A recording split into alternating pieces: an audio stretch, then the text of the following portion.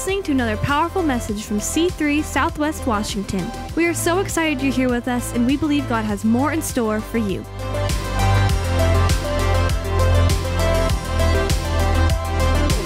Here we go. So we're in somewhat of a year-long message series. Is that what it's called? It's called Songs We Sing. It's about songs that we sing, as a worship team. But our intention behind the series is for us to be able to dive deeper into some of the songs that we sing and to know the message, not just sing them, but really to understand the concept behind it all and then apply it into our own lives so that we can sing it with more oomph, So I've chosen to talk about a song that we actually sang today that Abby led very well. Good job. It's called The Lord Will Provide. It's by Passion. It's a great song. It's on repeat for me all the time. How many of you believe that the Lord will provide? Also, how many of us struggle with also believing that the Lord will provide sometimes? Me. That's me as well.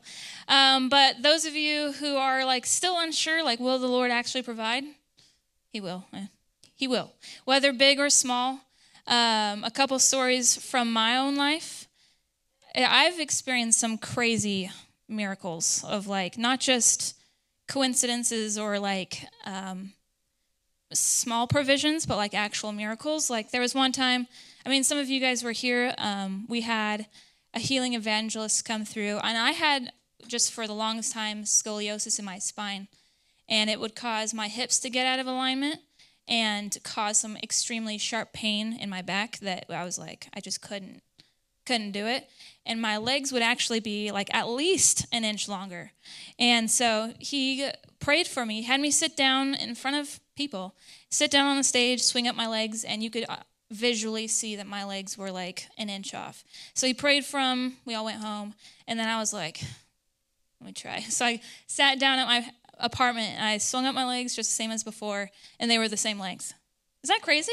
I didn't go to the chiropractor in between when I left the church to when I got home. I didn't do that. And so there's another story, if that's not enough. I had a friend in high school. He had a heart attack in school and saw the ambulance take him off and stuff like that. My teacher told me he had been complaining earlier that day that he was having chest pains. And for some reason, that stuck in my mind. So whenever I had chest pains, I'd be terrified that it was going to be a heart attack. And so I remember sitting in class, not being able to hear the teacher at all, but consistently just being God, don't let me have a heart attack. God, don't let me have a heart attack, just over and over and over. And I didn't pay attention to nothing. I remember sitting in my bedroom in the fetal position thinking my life's over. I'm never going to be able to get married with this fear. I'm never going to be able to have kids. I'm never going to be able to hold a job. It was literally that consuming for me. And so then I got a call from my youth pastor saying that he had an extra ticket to go to a youth conference. And so I was sure, I'll go, whatever. And so then the speaker that day, I didn't know who he was. He didn't know who I was or nothing. And I was sitting over in that section of the auditorium, and he was there's a young girl in this section of the room that you've been experiencing chest pains, and you have no idea what it is, but it's causing you a significant amount of fear. I just want to let you know that the Lord has set you free.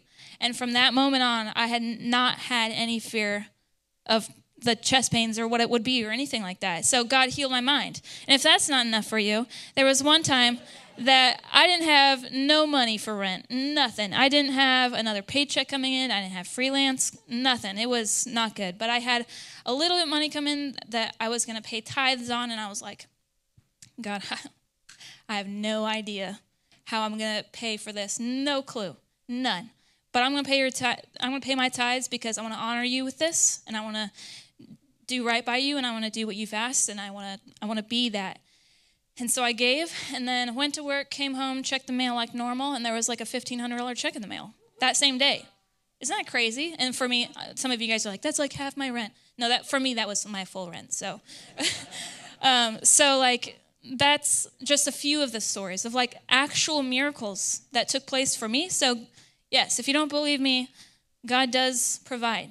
Big or small, he does provide. But I wanted to talk to a few groups of people. And probably Like, I think our church, just generally as a whole, the message we have here is like, God will provide. That's something we really believe in as a church. But I think there are sometimes like moments in life where that kind of gets lost. Not that we don't believe it, but it makes it harder to believe. So the first section of this song that I wanted to look at was the 2 verses. We joke about, because being on the worship team, I don't know, we can't read these lyrics without singing them in our head. I won't do that, but anyways. So the verses are, look at the flowers and all of their beauty. I don't have to wonder. You know what you're doing, so why would I worry at all? You're faithful to supply. Look at the sparrow, lacking for nothing, no fear of tomorrow and what it will bring. If I have you, I have enough, because your love will satisfy.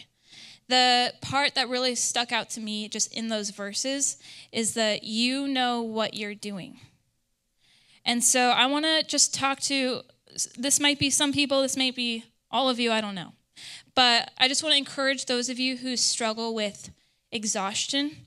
You might be thinking, God, where are you? Or I've been waiting so long for this promise. Or I don't know what to do. I'm running out of ideas. I've tried everything. I can't do this anymore. God, I don't know what's happening.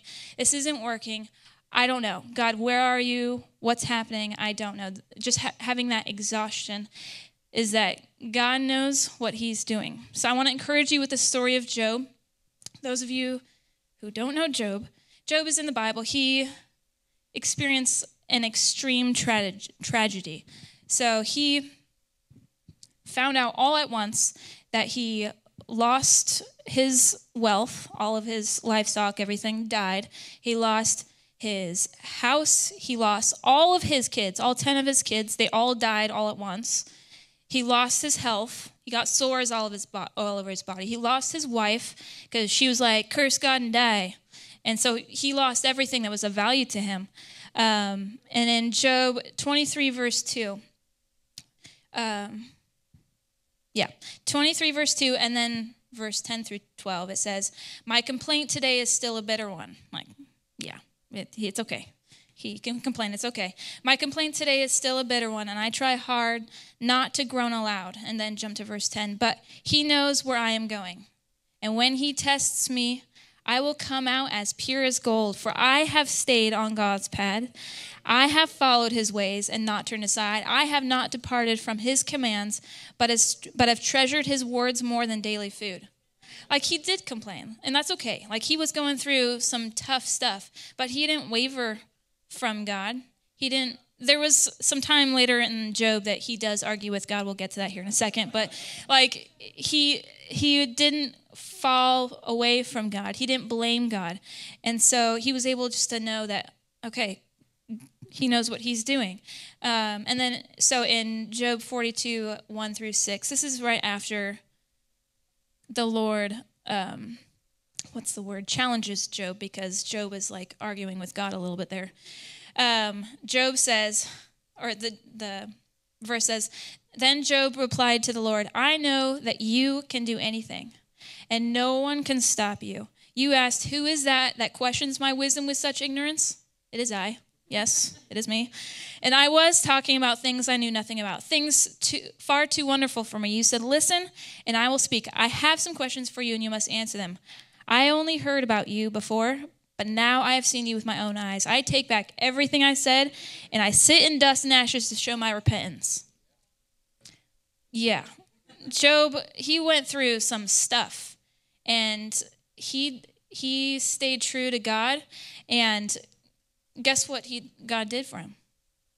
He repaid him twice as much. He blessed him twice as much, gave him twice as much livestock, twice as much wealth, twice as many kids. He blessed him abundantly for honoring him and for staying true to God. And so I just want to encourage those of you who are waiting on God or waiting on something or believing in a promise, believing for something, that you're experiencing like exhaustion.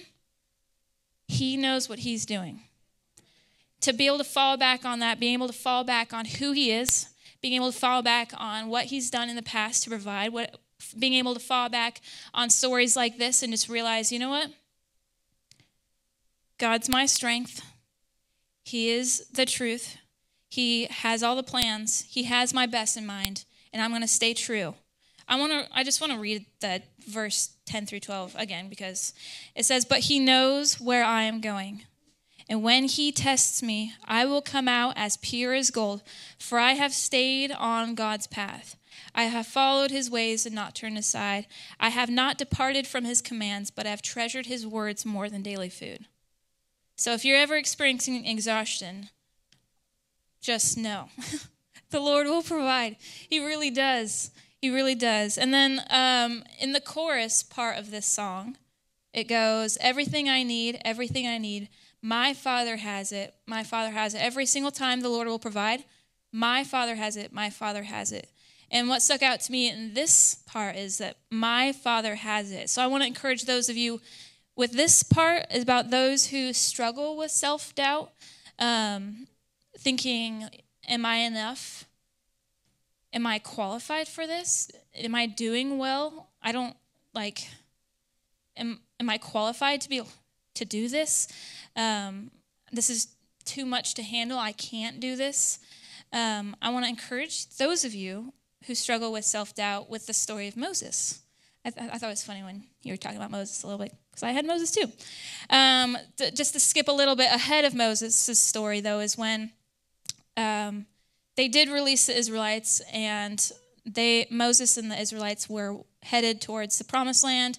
They were at the edge of the ocean, or the sea, and they could see the Egyptian chariots and charioteers and all that, 600 of them coming down the mountain, chasing after them to kill them. And the Israelites are like, Moses, why did you take us out of Egypt? We'd rather be here than die. And so Moses, this is great. Moses, in Exodus 14, verse 13 through 14, Moses answered the people. He said, "Don't be afraid.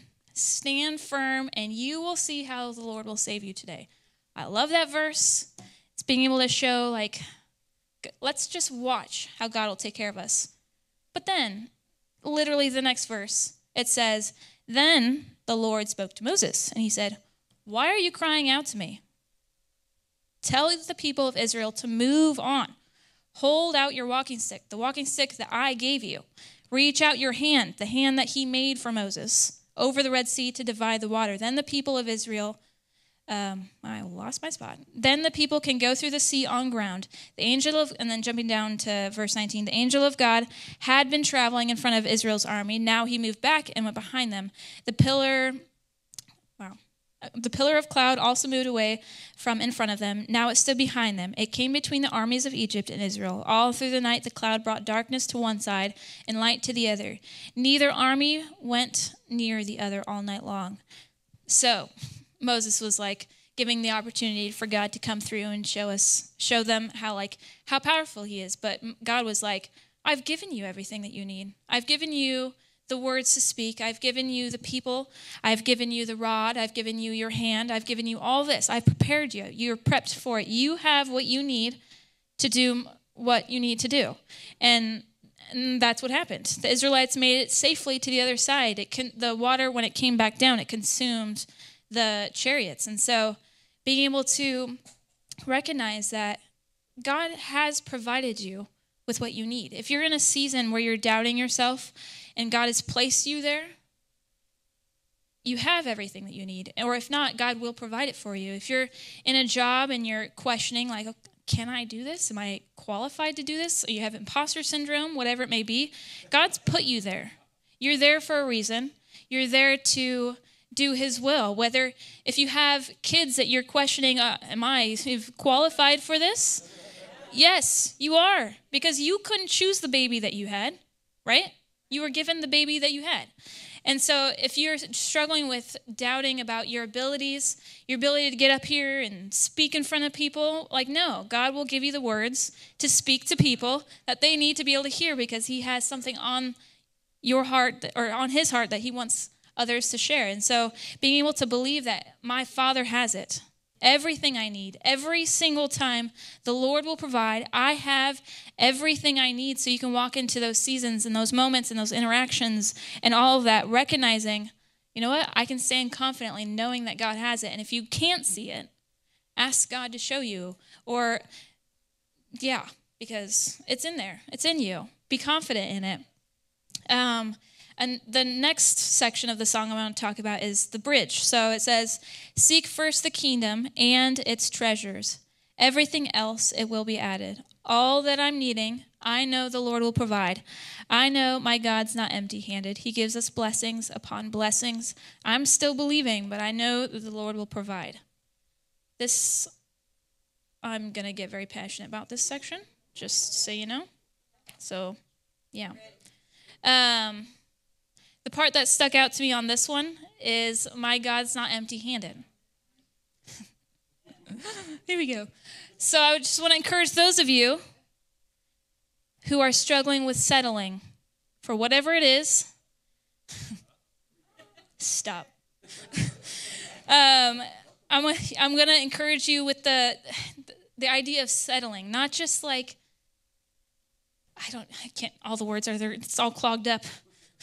They're all coming out at once.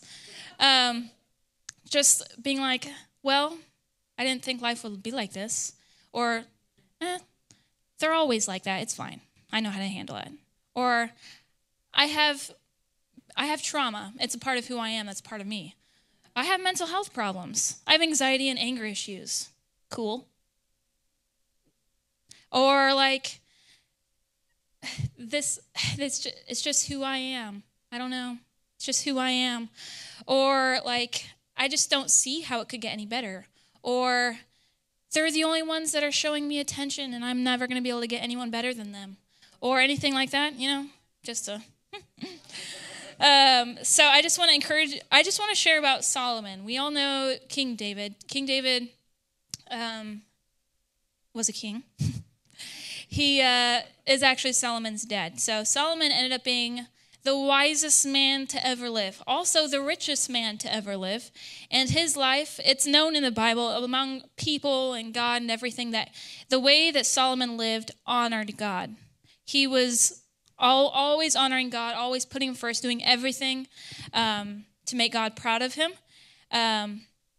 However, Solomon, towards later years, decided to follow in his father's footsteps and lust after women. In 1 Kings 11, verse 1 through 4, and then verse 9 through 13, just to clarify, this story doesn't have as happy endings as the other ones, but I think it's still a really great story to learn from.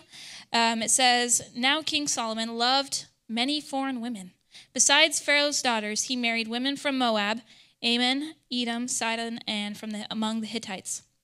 The Lord had clearly instructed the people of Israel, you must not marry them, because they will turn your hearts to their gods. Yet, Solomon insisted on loving them anyways. He had 700 wives. That's a lot. Of royal birth. And then 300 concubines. That's 1,000. Can you imagine? No, we will not imagine that. We'll move on. 1,000. That's a lot. And in fact, they did turn his heart away from the Lord. In Solomon's old age, they turned his heart to worship other gods instead of being completely faithful to the Lord his God, as his father David had been. The Lord was very angry with Solomon, for his heart had turned away from the Lord, the God of Israel, who had appeared to him twice. I would like to think that if the Lord appeared to me, that I would not fall away from the Lord. But it happened. So I lost my place. I don't even know. Appeared to him twice. He had warned Solomon specifically about worshiping other gods, but Solomon did not listen to the Lord's command. So now the Lord said to him, since you have not kept my covenant and have disobeyed my decrees, I will surely tear the kingdom away from you and give it to one of your servants. But for the sake of your father David, I will not do this while you are still alive. I will take the kingdom away from your son, and even so, I will not take away the entire kingdom. I will let him be king of one tribe, for the sake of my servant David, and for the sake of Jerusalem, my chosen city. So it's not like Job, where everything got taken away from him. I mean, easily, God says that he could have, and he wanted to, and that's what he kind of deserved. but God was still gracious with him and still honored him just due to his father David. And like Solomon, he had 1,000 like people, we'll call them 1,000, and he still remained king. Like he still got to live that life. And even his kids, like they were still king of a tribe. And so could you imagine though if he had honored God? Like, and what that life would have been like, you know, being able to know that Solomon, he accepted less than God's best. I mean, he was still king, so he still got best, right? But his life and his kids' lives were impacted by his decisions, for his decision to settle for less than God's best. And there's different ways to settle for less than God's best. It's not just like lusting. It can be just, immediate gratification, putting minimal effort into jobs or into relationships or into whatever it is that you're working on. It could be believing things that can't change, so you just deal with it. You manage it, or you just don't want to face the fact that you have things you need to work on inside of you, but you're just settling for dealing with the mental health or the trauma that we've lived with. We're just settling for it, and we're accepting it, and we're learning to manage it rather than dealing with it. Or just like believing that you just don't deserve better. That's settling for less too. And being able to and see something in your life and just be like, it's okay, it's fine. You know, that's settling. So I just want to encourage you and maybe challenge and poke some sore spots a little bit. Just like it says, my God's not empty-handed. He's not empty-handed. So if we can come before him and be like, hey, God, I'm going to seek first the kingdom and its treasures. And my God's not empty-handed. He's going to come with those blessings, his plans for your life, the best of the best. Like when we settle for less, we're settling for our best and what we can come up with. Like Solomon's best was 1,000 lovers, right? But God's best was so much more, and we don't even know what God's best was because he didn't even get to live out what it was. And so, yeah. I just need it. Yeah. Those of you, I'm very passionate about the subject that I'm about to say. So I just want to talk to you, also a little tangent. Those of you who are not married, do not settle. Do not settle. Do not settle. Do not settle. Okay? Do not settle. Don't settle. Okay? How do I explain this? Are they following Jesus? Do they love God? Do they read their Bible? Do they pray? Are they in church? Not just that they know God, but do they believe and love God and have chosen to live their life for them? If not, okay, but you know that you have chosen a certain path. But I just want to encourage those of you, and it can be for anything. It could be if you're already married and you have a partner that it's like things are okay, things are going well. Why are we just settling for just okay? Or why are we settling for just getting by or learning how to deal with each other or whatnot? I'm not saying leave them. I'm saying let's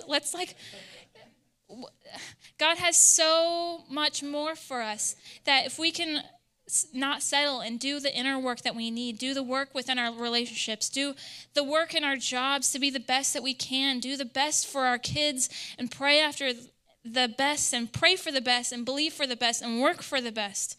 That's what God has for us is the best. I look at my own life and I'm like, what am I doing? Why am I settling for this? No,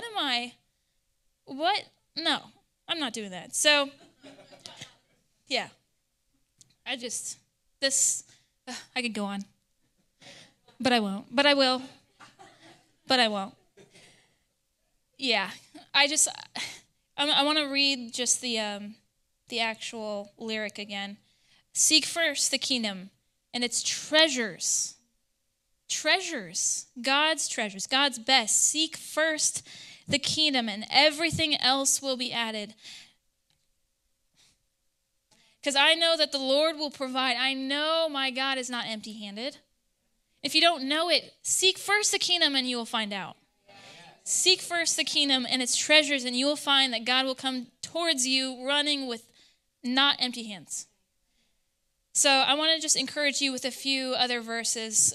Just those of you who doubting, who are exhausted, believing for God's best, but like we can come together as a church and just be encouraged that whenever we go through these things, or we have exhaustion, or we're doubting ourselves, or we're settling, whatever it is, that we can just come together and just be encouraged here in this house with some of the scriptures. So this one I love. It's Proverbs 3 verse 5. Trust in the Lord with all of your heart. Do not depend on your own understanding. I cannot tell you how many times I recite this one in my head because I'm somebody who overthinks. Anyone? Just me? Cool. Oh, yeah, a few guys. Who overthinks or who likes to do things and make things happen? Anyone? Like we take things into our own hands, right? That's me.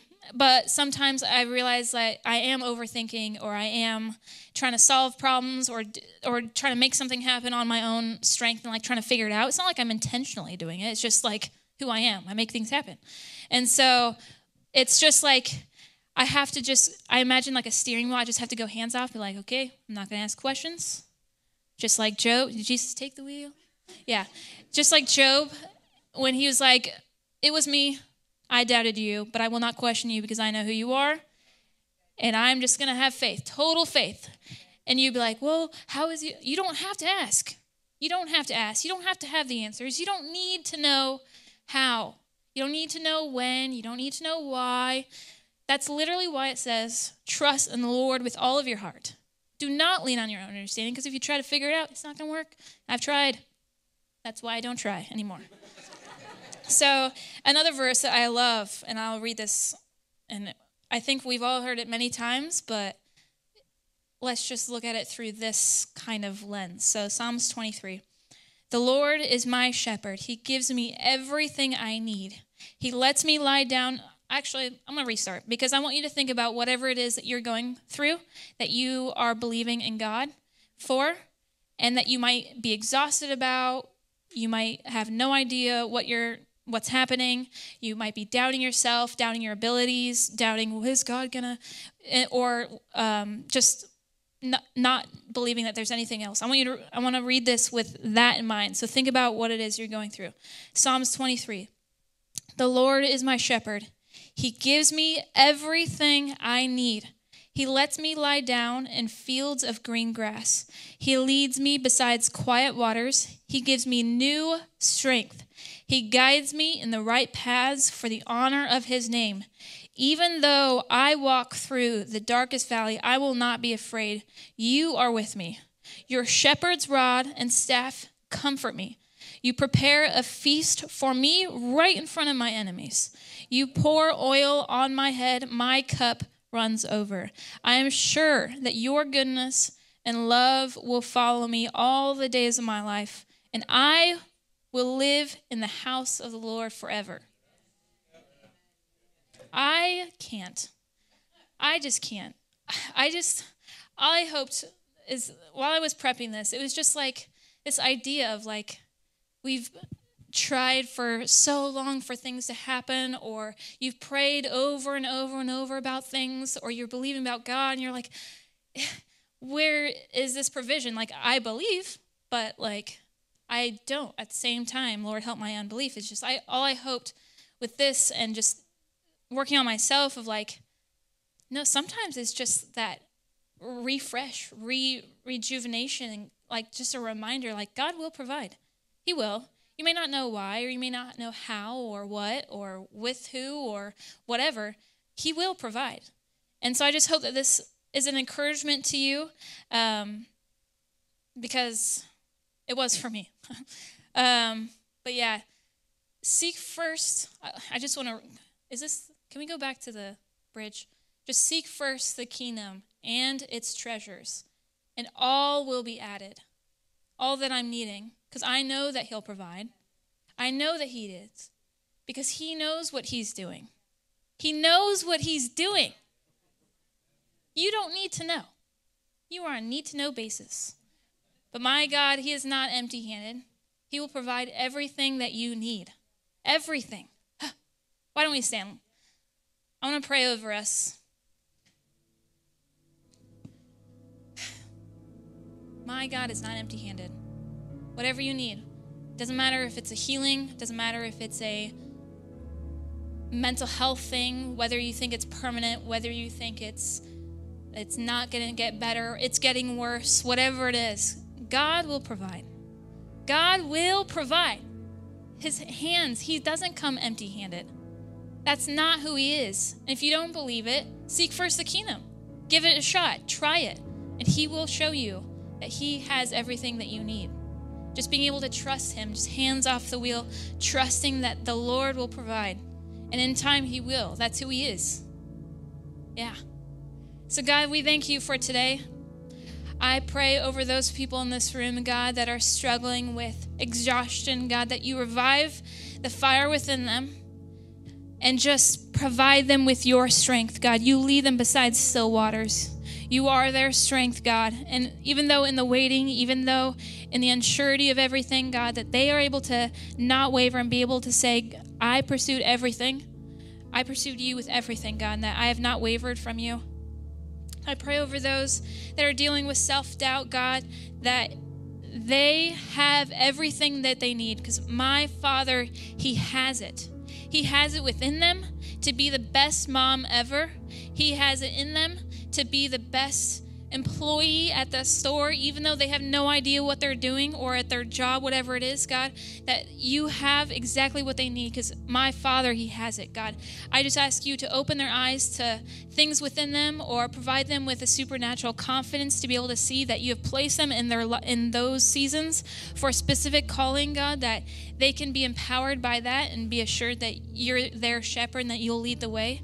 God, I pray for those who are struggling, God, with being able to know that you are going to provide, God, that you will provide, God, that there's no reason to settle. There's no reason why, God, that we don't have to question about what our future looks like, but God, just to lean into you and know that you have the perfect plan, that we will not settle.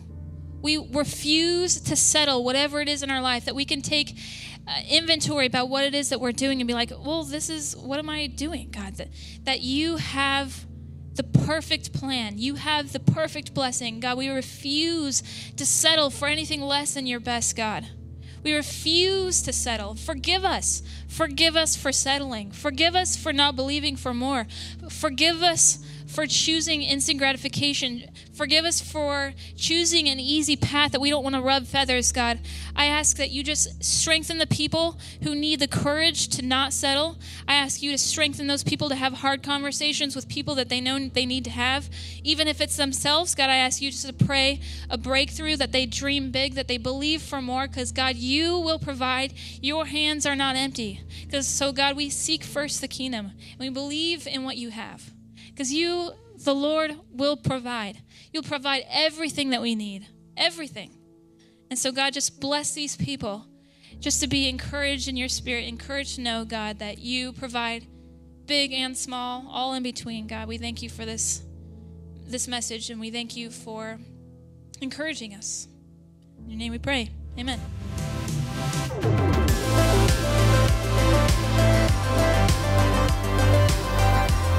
Thanks for being with us today. Be sure to like and subscribe and visit us at c3swwa.com for more information about our church.